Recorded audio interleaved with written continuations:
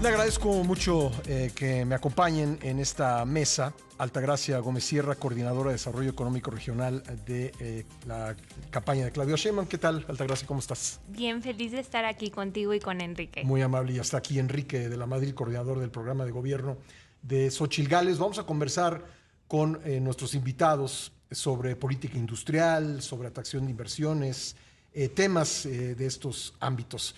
Y la primera pregunta que quisiera poner sobre la mesa es, veo en ambas candidatas a la presidencia, las he escuchado decir que México tiene que aspirar a ser un país de clases medias, y la pregunta sería, ¿cómo lograr ese objetivo, Altagracia? Muy bien. Comienzo contigo. Pues sí, el lema de la campaña de la doctora Sheinbaum es prosperidad compartida, y en el lema viene el objetivo para el desarrollo económico industrial, para la política industrial, comercial y la de atracción de inversiones. Tenemos 5 principios a los que estamos aspirando en todos los programas y planes que se estarán haciendo de política industrial. El primero es inclusión, el segundo es innovación, el tercero es sostenibilidad, el cuarto es vocaciones regionales y el quinto es digitalización. Dentro de cada uno de estos principios, en inclusión, ¿cómo incluimos a mujeres, a jóvenes, a MIPYMES, al sur-sureste, para que precisamente el desarrollo económico cierre estas brechas de inequidad y no las abra más?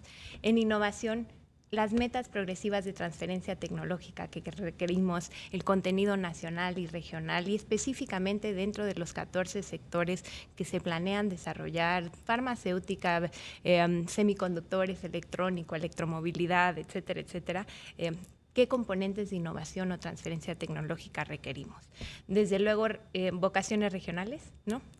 ¿Cómo le hacemos? Hay muchos Méxicos, muchas realidades, y de ahí devienen las oportunidades. Y por eso se están planteando los 10 corredores industriales en el país, para precisamente tomar en cuenta los recursos naturales y las personas y las distintas capacidades que se tienen dentro de las distintas regiones en el país, y también los retos que tienen tanto en logísticos como en seguridad, etcétera, para que se conviertan en habilitadores para una mejor política de inversión. La sostenibilidad, como cuando pensamos en las compañías y en los clientes de estas compañías, también pensamos en las comunidades y en los colaboradores. ¿Cómo podemos avanzar los derechos laborales? ¿Cómo podemos avanzar los derechos de las comunidades y respetarlos para que se tenga un mejor impacto y se vuelvan economías circulares donde se cuide el agua, la energía, etcétera, etcétera? Y por último, la digitalización, que desde luego será un pilar no solo para el desarrollo económico, sino para la transición de una nueva relación entre gobierno y ciudadano, y una relación nueva que se está dando en la sociedad, donde la tecnología viene a transformar todas las relaciones públicas, público-privadas y privadas con privados. Y en ese sentido, pues una de las grandes apuestas, uno de los grandes proyectos legados de la doctora será la digitalización. En la Ciudad de México bajó de 2,000 a 500 trámites. La simplificación viene acompañada mucho de la digitalización, bajó los requisitos por trámite de 14 a 5, y luego subió a una plataforma, la llave CDMX, la tarjeta de movilidad integrada, etcétera, que se plantea, pues no repetir, pero sí llevar a un nivel federal con una ventanilla única de inversión que funcione, etcétera. Muchas gracias, Altagracia. Enrique. Sí, gracias, Pascal, gracias, Altagracia. Por un lado, yo siempre empiezo diciendo que está en juego, que está en juego. Por un lado, pues mantenernos indiferentes, apáticos ante el deterioro del país. En materia de seguridad, 184,000 muertos y contando. Una tercera parte del territorio en manos del crimen organizado. En materia de salud, pues 50 millones de mexicanos se quedaron sin acceso a la salud y la educación deteriorada. O convertirnos en un país de clases medias. ¿Qué es? Clases medias es que puedas, por un lado, ser un país donde no exista la pobreza extrema. Hoy en día todavía son 9 millones de mexicanos en pobreza extrema y con hambre. Y sobre todo es un país de oportunidades, que tengamos un sistema de educación y de salud públicos, que tengamos seguridad y justicia, y que tengamos oportunidades para poder prosperar. Fíjate qué interesante, ayer revisando algunas cifras, el combate a la pobreza en México, si bien absolutamente insuficiente, pues sí ha venido bajando la pobreza. Yo ayer revisando unos datos, en 1950, nomás que son comparables, teníamos 61% de la población en pobreza extrema, 61%, y hoy en día es cerca del 7%. Claro que 7 de una población de 130 son muchos. ¿Pero son los programas o es el desarrollo? No, es que, a ver, ahí va. Yo creo que es la combinación, pero sin duda es más el desarrollo, sin duda. Los programas sociales primero se quedan. Los programas sociales no te los puede quitar nadie y vienen de hace muchos años, pero es el desarrollo. Y cuando tú dices cómo, un crecimiento económico acelerado, un crecimiento que sea un crecimiento donde todos le entremos, pero no hay forma de salir de la pobreza sin una economía que crezca mucho. Somos un país donde en los últimos años hemos crecido relativamente poco y cada vez más poco. No hay forma. Ayer lo pensaba y decías, oye, imagínate una familia que le crecen las ventas de su negocio, una pastelería, 1 o 2% al año, pero tuvieron un hijo y esa familia tenía 5. Pues creció 20% la población y creció solamente por ciento las ventas del negocio. No hay forma. Tiene que ser una economía que crezca mucho y por eso la oportunidad de la relocalización hoy en día es una oportunidad que no podemos dejar pasar. Bueno, en nuestro segundo bloque, porque tenemos que ir a una pausa, vamos a hablar justamente de eso, cómo aprovechar las oportunidades que tiene el país de atraer inversiones y con ello detonar desarrollo, generar empleo, lograr mejores salarios y ayudar con esto a crear este país de clases medias, a reducir, como decía Enrique, la pobreza extrema. Estamos de vuelta en nuestra mesa con Altagracia Gómez Sierra y Enrique de la Madrid, y planteaba yo antes de la pausa que México pues está ante una enorme oportunidad de atracción de inversiones. Se habla de decenas o hasta de centenares de millones de dólares y pues pareciera que México es el país destinado a atraer estas inversiones, pero si escuchamos el mensaje de William Maloney, el director de análisis para América Latina del Banco Mundial, nos decía, pues no necesariamente porque el país no está haciendo todo lo que debiera por atraer estas inversiones. ¿Qué te parece a ti, Altagracia? Pues yo primero reconocería que efectivamente es la mejor oportunidad que tiene México para romper con los patrones. Sí, vaya, es tu cantarel, sí, ¿no? Sí. Es el cantarel de esta década. Y en ese sentido, pues creo que no estamos como para desaprovecharlo, y no estamos como para no estar de acuerdo en que se tiene que aprovechar. ¿Cómo le hacemos para aprovecharlo?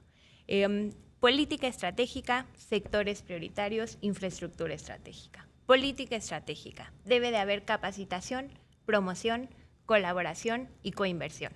En capacitación, el 60% de las empresas consideran que la gente no está suficientemente especializada o suficientemente capacitada. Y en ese sentido, aunque hay datos que dicen, bueno, producimos 159,000 ingenieros al año, casi 400,000 en carreras STEM egresados, pues lo que hicimos fue un inventario con cada una de las industrias de qué es lo que se requieren. Se requieren operadores de transporte, se requieren montacarguistas, se requieren técnicos forestales, técnicos en climatización, guías turísticos bilingües. Y entonces hicimos específicamente ingenieros en mecatrónica, un inventario de cuáles eran específicamente los empleos que se requerían para que las empresas puedan aterrizar y que haya gente capacitada para puestos a distintos niveles. Y luego lo machamos con la parte de educación, la educación para la relocalización le llamamos, con temas de educación dual, certificaciones, carreras técnicas, etcétera. Promoción. Requerimos que toda nuestra planeación para la inversión, los corredores industriales, la conducción, la coordinación, el fomento, la orientación de esta inversión, amarrado a los decretos de incentivos fiscales que creemos que se deben modificar. Ahorita solo están hechos para empresas extranjeras que se reubiquen, no toman en cuenta la inversión nacional, a la que también debiéramos de estar alentando, ¿no? Para la depreciación acelerada, por ejemplo, para la deducción en capacitación, investigación y desarrollo, por ejemplo.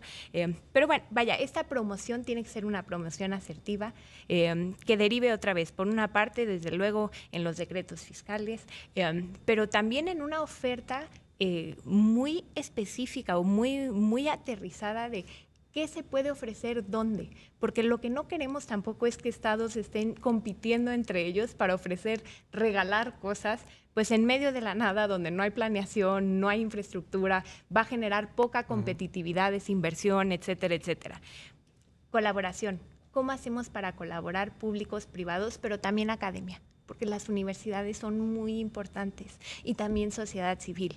Y en ese sentido estamos proponiendo el Consejo Nacional de Relocalización, que es parte de la Estrategia Nacional de Relocalización, pues que estará encargado pues de dar seguimiento. Que sea ese consejo el que decida respecto a las inversiones. El consejo estará, pues no solo decidiendo, sino sobre todo fomentando, orientando, proyectando y dando seguimiento muy especial a las inversiones públicas que detonen la relocalización, porque no las privadas pasarán por ahí, ¿no?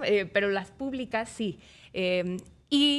Y coinversión. Nosotros estamos proponiendo la creación de empresas mexicanas estratégicas para que se pueda coinvertir lo público y lo privado. Como sabes, históricamente, pues México gasta muy poco en infraestructura. Y la forma de que gastemos más y que la infraestructura esté encaminada a dotar competitividad y que cumpla con un objetivo social es que se pueda coinvertir. Y en ese sentido estamos proponiendo la creación de empresas mexicanas estratégicas. Gracias, Altagracia. Enrique. Mira, por lo menos 4 son elementos fundamentales para el tema del nearshoring y obviamente no lo hemos aprovechado. La primera es certeza jurídica. Y yo siempre lo dije desde que cancelaron el Naim, ese era un golpe a la confianza del país. Y ahora sigo viendo los golpes, ¿verdad? Golpe al Poder Judicial, ahora este intento de quitar el derecho de la suspensión en materia de amparo. No hay forma que un inversionista quiera venir a México de manera seria si tenemos este nivel de incertidumbre, y ahí, con todo respeto, yo veo que la doctora Sheinbaum dice, no, pues vamos muy bien, por ahí vamos bien. Hoy están llegando las mismas inversiones que llegaban a México sin el cantarel, que bien dice Altagracia. O sea, están llegando las mismas que teníamos antes y solamente 7% son nuevas. Infraestructura.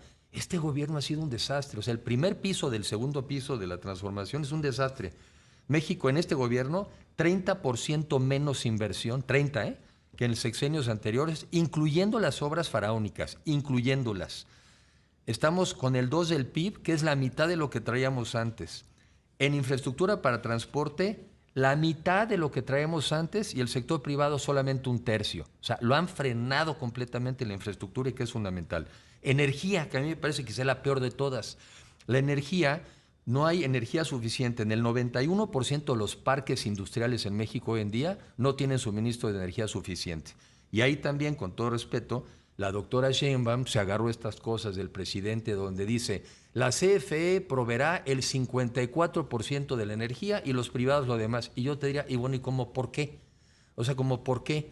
Esto yo digo que ya es el modelo Frank Sinatra, ¿no? A mi manera, o sea, como se me pega la gana. La que hoy provee el gobierno es con combustóleo, es cara, sucia e insuficiente. Y la otra ya agua. También en agua, este gobierno invirtió la mitad que tenía que haber invertido en agua. ¿Y qué fue lo que pasó? Nos llegaron las sequías. Entonces, es a la inversa, es certeza jurídica, inversión en infraestructura, energía suficiente, barata y limpia, y agua suficiente, como vamos a aprovechar el nearshoring. Si no, se nos va. Y se nos va la oportunidad de construir un país de clases medias. ¿Se nos puede ir el nearshoring? Yo creo que no. Creo que, sin duda, parte de lo que Enrique menciona son retos, pero también son oportunidades. Yo les digo seguridad en sus 5 acepciones: seguridad pública, seguridad jurídica, seguridad social, el tema de la formalización, seguridad alimentaria y seguridad energética. Desde luego, ese es uno de los grandes habilitadores. Infraestructura, otro de ellos. Pero yo no creo que esté minada la confianza en México. Bueno, uno, porque yo invierto en México. Yo puedo hablar por mis empresas van muy bien en México, pero también porque tienes inversión extranjera directa histórica. Y este 7% que menciona como solo lo único nuevo inversión, porque lo demás es efectivamente reinversión, pues precisamente lo que te dice es que los que ya están aquí confían en cómo están las cosas.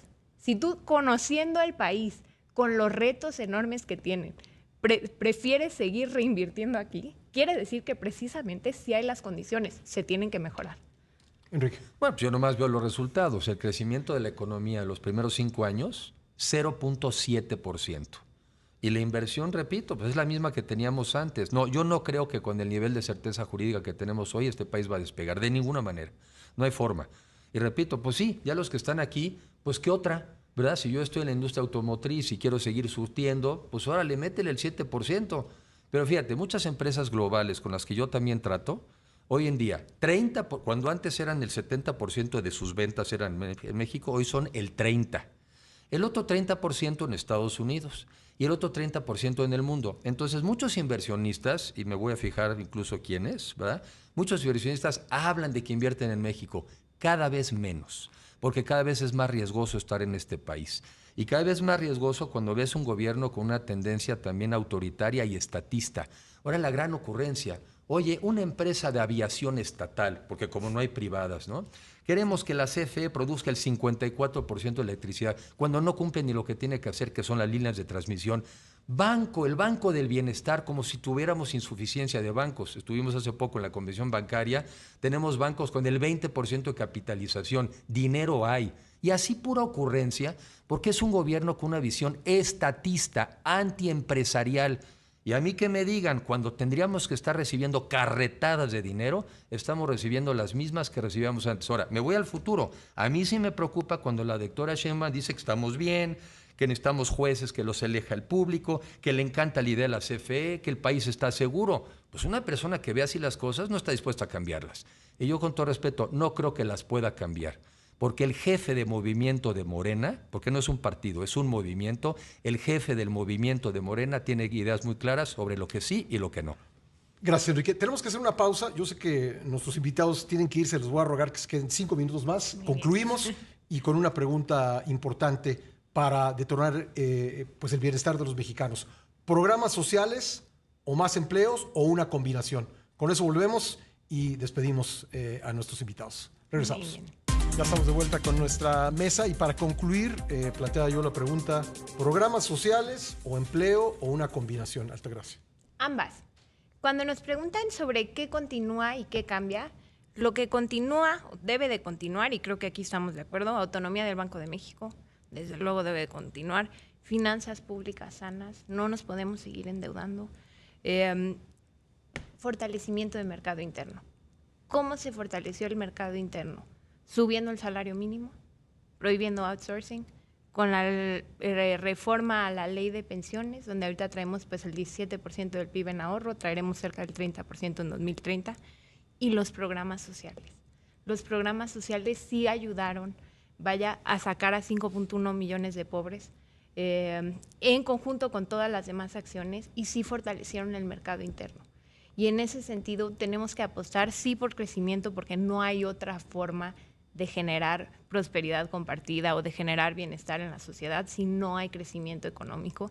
Pero este crecimiento sí tiene que ir encaminado a mejor acceso a salud, mejor acceso a educación, mejor acceso a movilidad, mejor acceso a derechos económicos, sociales y culturales. Y en ese sentido, los programas sociales deben estar porque cumplen con una función.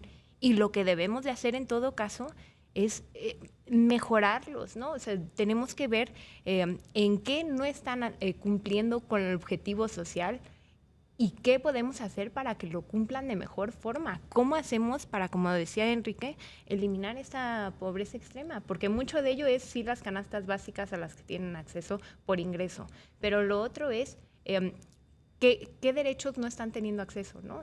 Viven en casas sin suelo de cemento, no tienen acceso a la salud.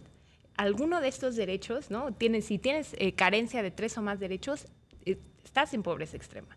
Y en ese sentido, los programas sociales y el crecimiento económico, ambos, tienen una función por cumplir en la sociedad. Enrique. A ver, sin duda los programas sociales se quedan y sobre todo nosotros lo tenemos que ratificar, pues porque hay esta mentira de Morena de que si llegamos nosotros se van. Los programas sociales se quedan. Decía también fuera del aire que el primero que me reconocieron el otro día viene de la época de Portes Gil, o sea, hace prácticamente 100 años. 30. Y el primer programa social tuvo que ver con temas de atención a la niñez. Por ahí también descubrí otro en 1950 para la atención de la juventud.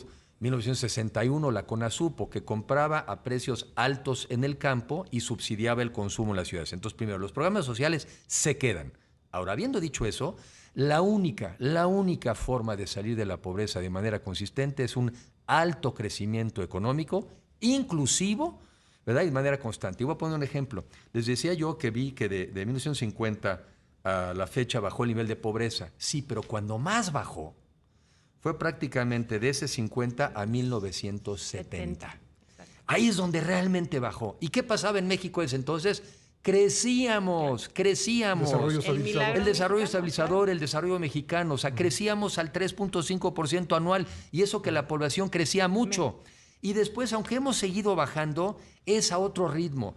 Tiene que ser crecimiento económico. Y lo otro que quiero señalar, lo que importa es ganar mucho. Y voy a poner un ejemplo de Xóchitl que creo que es muy revelador. Cuando ella vino a la Ciudad de México y se contrató de telefonista, ganaba 2,000 pesos mensuales y pon tú que le costaba la renta en Ixtapalapa 1,000, ¿no? O más. Carísimo, decía ella, es la renta en Ixtapalapa. 3 semestres después de estudiar ingeniería en temas de computación, pasó de 2,000 a 50,000 pesos. ¿Tú crees que le preocupaba la renta en Ixtapalapa? El tema es ingreso, el tema es ingreso. Y una economía que crece mucho te permite ganar más y sobre todo generar los impuestos para salud, educación, seguridad y justicia. Si esta economía no crece, no hay impuestos, no hay oportunidades y tiene que crecer. Una conclusión rápida en un minuto de cada uno de ustedes, si están amables. Si son tan amables. Pues yo diría que de este lado lo que estamos haciendo es un proyecto, una estrategia nacional de relocalización que incluye una visión estratégica del país que reconoce a la economía como un pilar transformador de la sociedad dentro de México y que en ese sentido sabemos que, en primeras, quienes serán protagonistas de la relocalización no será el gobierno, serán los empresarios.